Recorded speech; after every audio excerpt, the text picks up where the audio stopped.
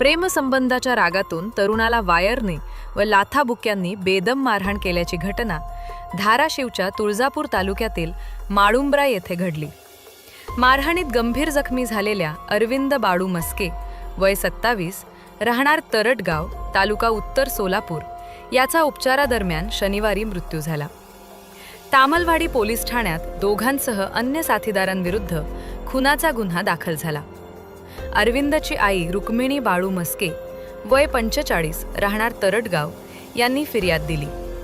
पोलिसांनी विशाल वडणे, ओंकार वडणे दोघे राहणार माळुंब्रा आणि अन्य साथीदारांविरुद्ध गुन्हा दाखल केला आहे। फिर्यादीनुसार अरविंदचे मागील 3 ते 4 महिन्यांपासून माळुंब्रा येथील अर्चना वडणे हिच्याशी प्रेमसंबंध होते।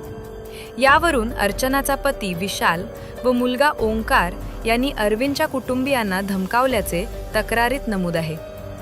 15 ऑगस्ट रोजी अरविंदला माळुंब्राजवळ विशाल वडणे, ओंकार वडणे व त्यांच्या इतर साथीदारांनी वायरने, लाथाबुक्यांनी मारहाली। जखमी अरविंदवर उपचार सुरू असताना 22 ऑगस्ट रोजी सकाळी त्याचा मृत्यू झाला।